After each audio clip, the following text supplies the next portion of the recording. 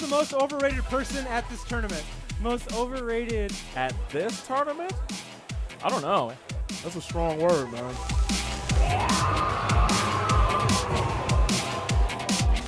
I think that there's a lot of guys that show up that have a lot of heart, but not a lot of execution. I respect everybody their own way. I can't ever call someone overrated. Perfect legend. Flux. Probably Broly legs right there.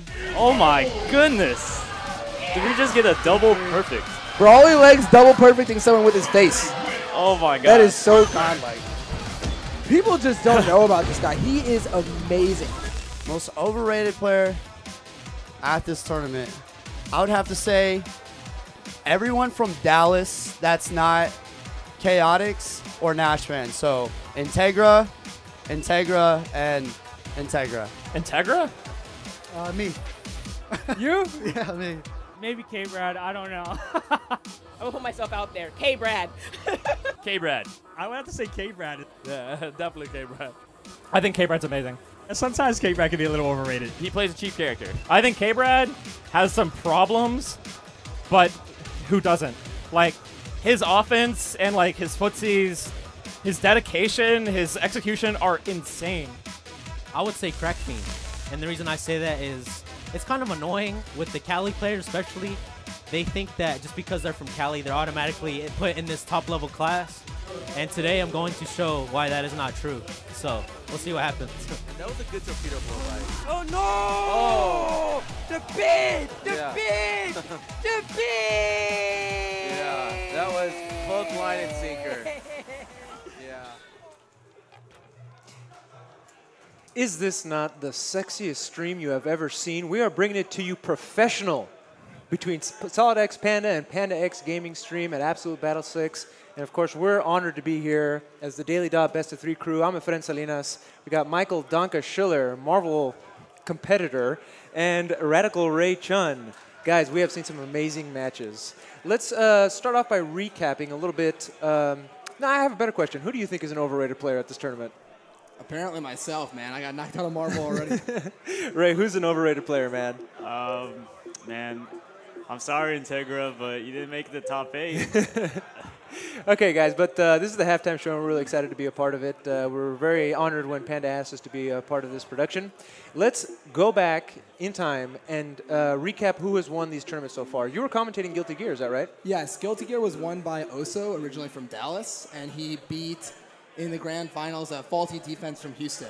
And Nerd Josh took third. Elfelt, one of the strongest characters in the game, wins the tournament. No surprise there, but shout out to Oso for holding for Texas. You know, this morning when we were talking, we thought Nerd Josh might have the opportunity to take it, right? What do you think happened?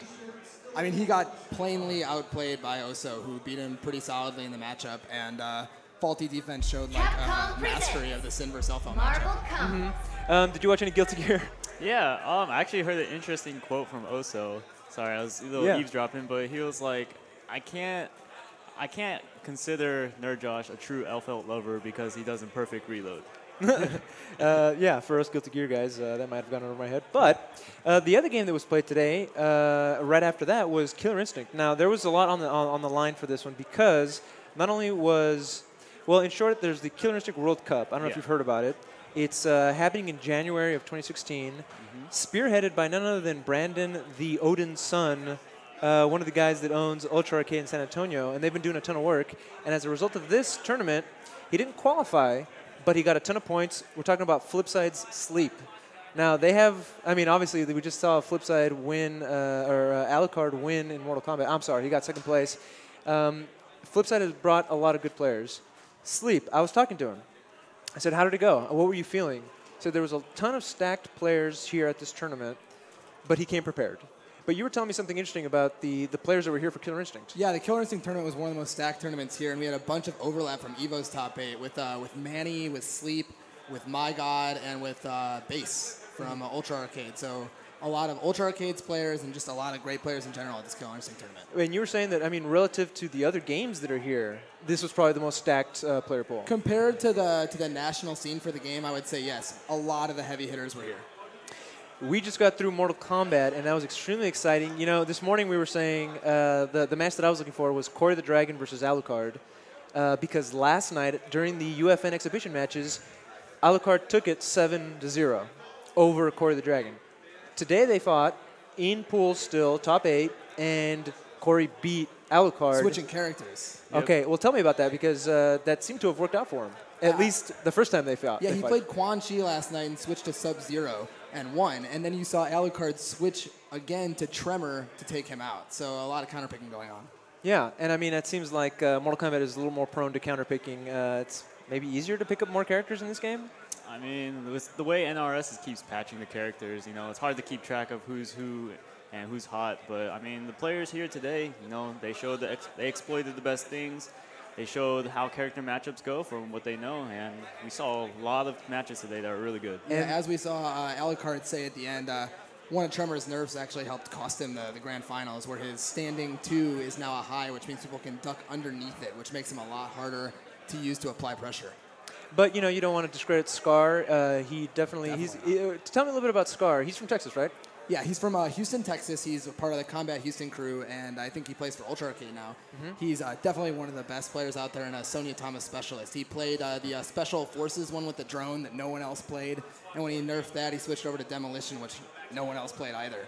So he's played the 2 least used variations of Sonya and just dominated with them. He was making it look good. I mean, the drones, I actually hadn't seen all those bombs that it can drop and the electricity bomb that she can throw. I mean, that looked really hard to play against. I don't think anyone had, man. There's really no one else who plays that character at that level. Okay, so this is the halftime show. Those are the games that we have already played through. Right. Arguably the most hype games are left to be determined. We have, of course, Marvel vs. Capcom and Ultra Street Fighter 4. Let's start off with Marvel vs. Capcom.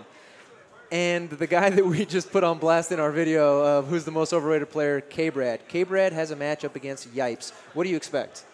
Honestly, I do think that K-Brad will take it because I think Yipes' team has a tough time getting in on Trish.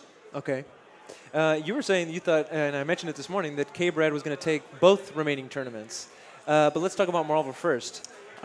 Yep. Marvel, he got the 0 out of the way, you know. Trish does pretty well. Well, his Trish team is known to be a 0 killer.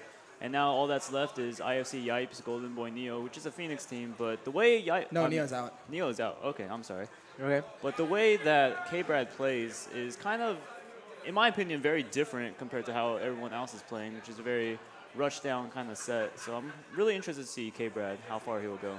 We're going to run down the matches that we're going to be seeing here. The other one is Godlike Abe versus Terry Bogard. Two Texas players. Two Texas players. Terry Bogard, of course, if I'm not mistaken, beat K-Brad in the UFN exhibition match last night. Very close one, 7-6. Some people think Terry Bogard might take this. Your thoughts? I'd say he's definitely the favorite right now. I mean, his team has good matchups versus everyone else in winners. He's playing versus 2 people playing Team Nemo, the Nova Spencer Dr. Strange team, which has an incredibly tough time getting in on Morgan, and then K-Brad, as I said.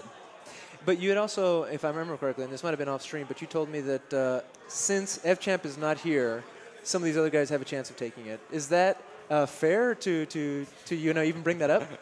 I mean, I think so. I mean, F-Champ's definitely on a different level from the majority of Marvel players. And, well, yeah, there's definitely a chance for other people to beat him. He was definitely the name to beat coming into here before he couldn't, unfortunately, make it. Okay, let's talk about, and I know you're very excited to talk about, oh, my God, it's Andre versus Fonzo. Tell me about, let's start off with, oh, my God, it's Andre. Andre knocked me into loser, so I'm sad to talk about it. But, no, Andre is still playing the same team he rocked from like day one Ultimate, the Wesker, Magneto, Virgil, which is kind of an unorthodox team. And Fonzo playing the 0 Magneto Phoenix. And what are we talking about? Predictions? Do you want to talk about a rundown? Well, I want to talk about Fonzo a little bit. I mean, that guy puts in a lot of work. I've personally seen him get better year after year. He went out to California for a while and trained with the big boys. Yeah. Did he level up? Yeah, certainly, and he made the big switch to 0. I think that's a big help for his team. 0 is a character who doesn't rely on too much meter, so it lets him dominate without losing tools, as you might with Wolverine. And now this final matchup that we'll be seeing here is Nerd Josh versus Noel Brown. Why don't we get your opinion on Noel Brown? Noel Brown, the guy who knocked me out of the tournament, top 16. What's interesting is that Nerd Josh just beat Neo pretty cleanly, another Phoenix player. So it shows that he definitely is able to handle the bird. And I think that'll have an invaluable experience versus Noel coming up, who also plays Phoenix. Now, the other thing that we need to mention is that this tournament is known for its Marvel action, of course. So we're all very excited about Marvel. let's hear now. I'm asking you for predictions. Oh, of each match, who's going to win? No. Who's going to take it? I think Terry Bogard will take it. All right. Do you want to put your? I'm still with K-Brad. I like to see Trish win. All right. Okay. Well, let's talk about the game that'll be immediately after Ultimate Marvel vs. Capcom 3, and that, of course, is Ultra Street Fighter 4. Here we go again. K-Brad. K-Brad is well in top 8, if I'm not mistaken, winners. You said, right? Yes. And his first match will be up against Broly Legs. We've been seeing Broly put in some work. Oh, man. What can you tell me about that? Broly looks really good right now. Like, this tournament, he's played phenomenally. Like, his style of Chun-Li, I mean, no discredit to any other Chun-Lis, but I feel he is the strongest Chun-Li right now in Texas. And, and the conversation around Broly Legs has been, there's a couple of interesting things. Of course, he plays with his face. There's no getting around that. But as a result of not having the ability to press all the buttons is the way that somebody who's using their 2 hands on a fight stick or a pad is, that he has buttons mapped to 1 button for throw, 1 button for focus attack, and things of that nature. That fundamentally changes the way you're going to be in the match. Does that help or hurt? Is that part of the secret sauce of how he's beating people, or what do you think? What's your take on Broly? I've always thought that like the method of play you use, whether it's a stick or a pad, or whatever it happens to be, is pretty much irrelevant as long as you can get used to the way you play with it. And he's definitely done that. Yeah. Now, there are a couple options he's limited from doing, as I've heard. However, the way he plays around it perfectly, and I don't think it's been a hindrance to him at all. Yeah, and we saw him in the pools yesterday get a double perfect on, I can't remember who it was, and we won't embarrass him by remembering. Okay, moving on to another match that we have coming up for Ultra Street Fighter 4 later today is NuckleDu versus Cast. We had NuckleDu on Best of 3 the other day, and this guy's serious. He takes it serious. He's been accused of turning his brain off, to which he responds, I'm just thinking out of the box. So, NuckleDu, you know him, you love him, Guile, DiCapri. Let's talk about Cast for anybody who doesn't know. Cast is from Mexico. I know him from being in South Texas and him being in that fighting game, in that FGC scene. But what can you tell us about Cast? He's one of the highest execution and highest gimmick-having Blanca players for sure. I mean, he knows everything about the character, and he utilizes it all. And I know they both play online a fair amount, and I think if NuckleDu isn't ready for the gimmicks, it's going to be tough for him, because I know that Guile versus Blanca can kind of go either way. It'll be interesting to see whether he picks DiCapri or Guile. I'm not sure how both matchups go entirely, but I think it'll be a good match. Now, the other thing is, I'm not sure if they faced off against each other, but I know that they both, NuckleDu and Cast, competed at the Dallas 10K not too long ago. So maybe they learned something from each other, or at least are aware enough of each other to potentially prepare. Now, next match. We have Vagabond versus Toy. Golden Boy Toy. Gods of Louisiana. These guys always come. Oh, he's not Gods of Louisiana anymore, right? He's VGP? Something like that. Yeah. Something like that. You'll see it when it's up on stage. Let's talk about Toy, man, because you were saying that you're not a fan of Chun-Li's. I mean, that's because of my character, but Toy plays an amazing Chun-Li. He has, for like the past many years, been one of the top Chun-Li's coming down to many of these South tournaments. Yeah, there's been a couple Chun-Li's that have been big in Texas. We've had Nash Fan, we've had Toy, we've had Broly. I mean, there's a whole bunch, yeah. It's interesting, and I love seeing high-level Chun-Li play, and we certainly are going to get our fair share of that between Broly and Toy.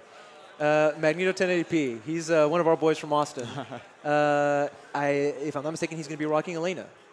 Magneto 1080p versus Driftwood.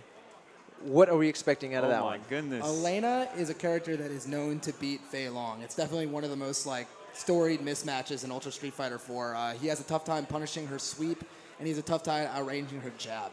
So, I mean, if we're going to go by matchups, then I definitely think Magneto has the advantage. All right. Well, that is a rundown of all the matches that are left to be played and that we're about to get into. And we'd just like to say that we're honored again to have been invited to be a part of this production. You know, we work really hard at the Best of 3 show, and we're trying to bring something that's worthy and try to elevate the game, because so is Panda X Gaming and this stream and the VGP guys.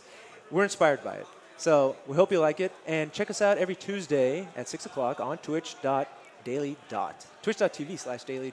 We're the Best of 3 crew of the Daily Dot. Thank you for watching, guys.